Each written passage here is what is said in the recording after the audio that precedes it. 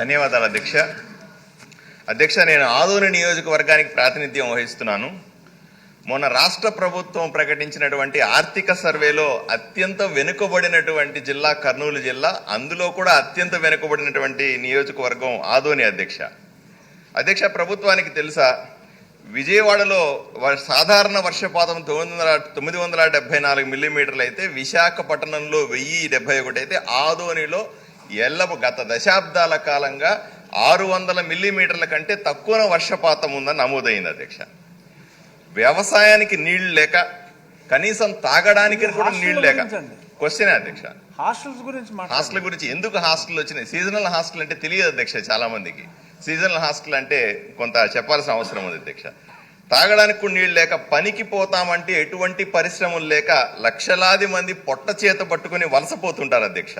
మీరు గుంటూరు కానీ, గోదావరి జిల్లాలో వ్యవసాయ కూలీలుగా కానీ, బాంబే, హైదరాబాద్, బొంబాయిలో, బెంగళూరులో భవన నిర్మాణ కార్మిక రంగంలో ఈ వలస కార్మికులు లక్షలాది మంది ఉంటారు.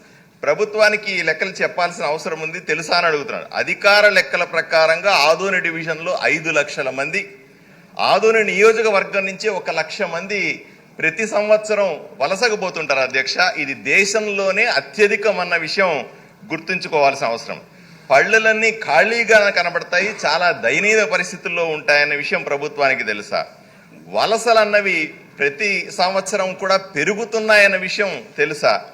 ఇక అక్షరాస్యతకు వస్తే, ఎందుకంటే ఈ సీజనల్ హాస్టల్లో అక్షరాస్యతకు సంబంధించిన విషయం అధ్యక్ష, 47.2% అక్షరాస్యత ఉంటే, కేవలం 5వ తరగతి వరకు మాత్రమే చదివిన వాళ్ళు 22% మంది, 10వ తరగతి వరకు చదివిన వాళ్ళు 21% మంది, ఇంటర్ వరకు చదివిన వాళ్ళు కేవలం 4.7% మంది, డిగ్రీ వరకు చదివిన వాళ్ళు 4.2% మంది, పీజీ చేసిన వాళ్ళు కేవలం 1% మాత్రమే ఉందన్న విషయం ప్రభుత్వానికి తెలుసా? మహిళల్లో, ఆడబిడ్డల్లో 75% నిరక్షరాస్యతలు ఉన్నారన్న విషయం ప్రభుత్వానికి తెలుసా? బాల కార్మికులు 6 సంవత్సరాల నుంచి 14 సంవత్సరాల మధ్య 8% మంది ఆదోనిలో ఉన్నారు. ఇది దేశంలోనే అత్యధికమన్న విషయం రాష్ట్ర ప్రభుత్వానికి తెలుసా అని అడుగుతా ఉన్నాను. ప్రభుత్వం సర్వశిక్ష అభియాన్ పథకం ద్వారా సీజనల్ హాస్టల్ ఏర్పాటు చేశారు. ఉద్దేశం ఏం చెబుతారంటే, వలసలు నివారిస్తాం, పిల్లల చదువు కొనసాగిస్తాం, డ్రాప్ అవుట్స్ను ఆపుతామని చెప్తా ఉన్నారు. సార్ అధ్యక్ష, ఇప్పుడు హాస్టల్, మీరు సీజనల్ హాస్టల్ అంటున్నారు, ఇది హాస్టల్ కాదు అధ్యక్ష, భోజనం పెడతారు అధ్యక్ష. అక్కడ ఉండడానికి ఏం వసతులు ఉండవు, పొద్దున టిఫిన్ పెడతారు, రాత్రి భోజనం యాడ్ చేస్తే దాన్ని మళ్ళీ ఇంటికి వెళ్ళిపోవాలా, దీన్ని హాస్టల్ అంటారు అధ్యక్ష. నేను సూటిగా అడుగుతా ఉన్నాను, తల్లిదండ్రులు వలసలకు వెళ్లే సందర్భం లక్షలాది మంది పిల్లలను ఇంట్లో వదిలిపెట్టడం సాధ్యం కాదు కాబట్టి, లేదా ఆడబిడ్డలైతే రక్షణ కరువు అవుతుంది, ఆడబిడ్డలను ఇంటి దగ్గర వదిలిపెడితే అనే ఉద్దేశంతో తీసుకెళ్తారు, స్కూల్ డ్రాప్అవుట్స్ అవుతాయి అధ్యక్ష. కేవలం భోజనం పెట్టడం ద్వారా వాళ్ళకి ఎటువంటి ఉపశమనం కలగదు అన్న విషయాన్ని నేను మీ ద్వారా ప్రభుత్వానికి తెలియజేస్తాను. కర్నూలు జిల్లాలో 34 సీజనల్ హాస్టల్ నడిపారు, 35 నడిపారండి, కానీ పిల్లలు లేరు. పిల్లలు లేకపోవడానికి కారణం ఏమిటి అంటే, పిల్లలందరినీ కూడా తల్లిదండ్రులు తీసుకెళ్లిపోయారు. ఇక్కడ హాస్టల్స్ పేరు చెప్పి కోట్లాది రూపాయలు బిల్లులు రాసి తినేశారన్న విషయం రాష్ట్ర ప్రభుత్వానికి తెలుసా? ఇది కేవలం సీజనల్ హాస్టల్ అనేది కంటి తుడుపు చర్య మాత్రమేనా అని అడుగుతా ఉన్నాను. నేను ఆదోని ప్రజల నుంచి ఒక చేతులెత్తి మొక్కుతానన్న అధ్యక్ష, పిల్లల కోసం కనీసం హాస్టళ్లు పెట్టండి. సీజనల్ హాస్టల్ అంటున్నారు కదా, హాస్టళ్లు పెట్టట్లేదు, ఇప్పుడు భోజనం మాత్రమే పెడతా ఉన్నాం. నిజంగా మాకు 10 హాస్టళ్లు పెట్టండి. ఉన్న బీసీ హాస్టళ్ళన్నీ ఎస్సీ హాస్టల్ కిక్కిరిసిపోయినాయి. 100 మంది అడ్మిషన్లు ఉన్నటువంటి బీసీ ఎస్సీ హాస్టల్లో 200 మందికి పైన అడ్మిషన్లు జరుగుతున్నాయన్న విషయం తెలుసా అని అడుగుతా ఉన్నాను అధ్యక్ష. ఎన్నికలప్పుడు కేవలం కరువు నివారిస్తామని ఉపన్యాసాలు ఇస్తాం, కానీ దశాబ్దాలుగా మార్పు లేదు. దయచేసి సాగునీటి, తాగునీటి ప్రాజెక్టులు పూర్తి చేయండి, పరిశ్రమలు పెట్టండి, స్కూల్స్, కాలేజు, హాస్టళ్లని ఏర్పాటు చేయాల్సిందిగా మిమ్మల్ని వేడుకుంటున్నాను అధ్యక్ష. సరే, ఎంతవరకు సంబంధం ఉందో మంత్రి గారు సమాధానం చెప్తారు. అధ్యక్ష, ఇది దయచేసి గౌరవ సభ్యులందరూ ఫాలో అవ్వాల్సిన ఇష్యూ అధ్యక్ష. పార్థసారథి గారు మంచి ప్రశ్న వేశారు అధ్యక్ష. నేను యువగలం పాదయాత్ర చేసినప్పుడు ఆలూరు, ఆదోని, ఈ ప్రాంతంలో పాదయాత్ర చేసినప్పుడు నేను స్వయంగా చూశాను అధ్యక్ష. వలసలుగా ఉద్యోగాలు ఉపాధి కోసం కుటుంబాలు వెళ్తాం అధ్యక్ష. నేను ఇప్పుడు కూడా బాగా గుర్తారు అధ్యక్ష. ఒక బొలెరో ఆపి నేను చూస్తే కింద ఆడవాళ్ళు ఉన్నారు, పైన ఒక చెక్కేసి దానిపైన మగవాళ్ళు కూర్చున్నారు. అంటే ఎండకి ఆడవాళ్ళు ఇబ్బంది పడతారు. నేను లెక్క పెట్టినంత వరకు 200 బండ్లు ఒకే రోజు నేను నడుస్తూ వెళ్తుంటే ఒక రోజు 200 బండ్లు నన్ను దాటుకుని వెళ్ళినాయి అధ్యక్ష. నాకు ఇప్పుడు కూడా బాగా గుర్తు, అక్కడ నేను హామీ ఇచ్చాను లిఫ్ట్ ఇరిగేషన్ ప్రాజెక్ట్ కానీ అది నేను క్యాబినెట్ మీటింగ్లో కూడా చర్చించాము. అది తప్పనిసరిగా చేసి సాగునీరు కర్నూలు పార్లమెంట్కి అందజేసే బాధ్యత ఎన్డీఏ ప్రభుత్వం తీసుకుంటుంది. గౌరవ ఇరిగేషన్ శాఖ మంత్రి గారు ఇక్కడనే ఉన్నారు, ఆయన కూడా తెలుసు, ఎందుకంటే మేము చాలాసార్లు మాట్లాడుకున్నాం. వాస్తవంగా అధ్యక్ష, నంద్యాలలో పాదయాత్ర చేస్తే నంద్యాల తర్వాత కర్నూలుకి వచ్చా, తెలిసిపోయింది అధ్యక్ష. ఈ పార్లమెంట్ నుంచి ఆ పార్లమెంట్కి వచ్చా నాకు అర్థమైపోయింది. స్టాక్ డిఫరెన్స్ ఉంది రెండింటి మధ్యన. సో నేను స్వయంగా చూశాను, ఇది చాలా సీరియస్ ఇష్యూ, దాంట్లో ఎలాంటి సందేహం లేదు. ముందరగా మీరు అన్నట్టు సాగునీరు తాగునీరు అందజేయాలనేది మేము లక్ష్యంగా తీసుకున్నాం. గౌరవ ఉప ముఖ్యమంత్రి గారు పవన్ అన్నకు కూడా నేను 2-3 సార్లు ఇష్యూ చెప్తాం కూడా జరిగింది. అది ఫస్ట్ ఇష్యూ. రెండోది, ఇప్పుడు పార్థసారథి గారు అన్నారు గ్రాస్ ఎన్రోల్మెంట్ రేషియో కానివ్వండి, లిటరసీ రేట్ కానివ్వండి, డ్రాప్ అవుట్ కూడా చూస్తే అన్నిట్లో కర్నూలు జిల్లా కర్నూలు పార్లమెంట్ వెనుకబడి ఉంది. అది వాస్తవం, దాంట్లో ఎలాంటి సందేహం లేదు. అందుకే మీరు ఈసారి చూస్తే డిఎస్సిలో రిక్రూట్మెంట్లో పెద్ద ఎత్తున కర్నూలుకే ఉపాధ్యాయులు రాబోతున్నారు అధ్యక్ష. చాలా సీరియస్గా తీసుకుంటున్నాను నేను. అది ఫస్ట్. రెండోది, అపార్ ఐడి అని కేంద్ర ప్రభుత్వం ఇప్పుడు స్లోగా మ్యాండేట్ చేస్తున్నారు. అంటే పిల్లలకి జీవితాంతం ఒక ఐడి వచ్చేస్తుంది, ఆధార్కి ఇంటిగ్రేట్ చేసి ఒక ఐడి వస్తుంది. సో కేజీ నుంచి పీజీ వరకు అదే ఐడి వాళ్ళతో ట్రావెల్ అవుతుంది.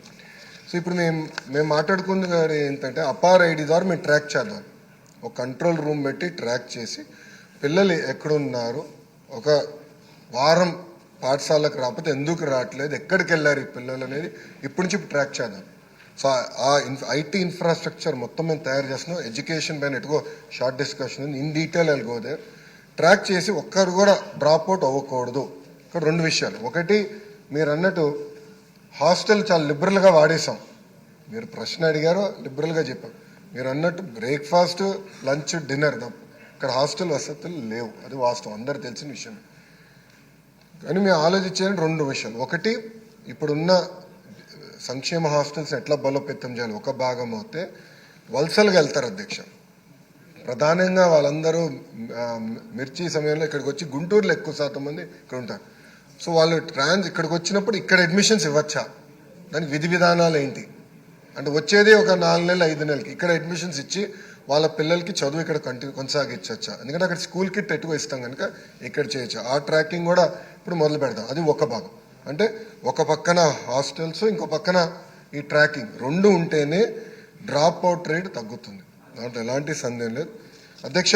గౌరవ సభ్యులు చెప్పినట్లు ఇప్పుడు 24-25 బడ్జెట్లో 121 సెంటర్లు, అంటే రాష్ట్ర వ్యాప్తంగా 121 సెంటర్లో కేవలం 6,040 మంది విద్యార్థులకి 6,04,00,000 రూపాయలు ఖర్చు పెడతాం జరిగింది.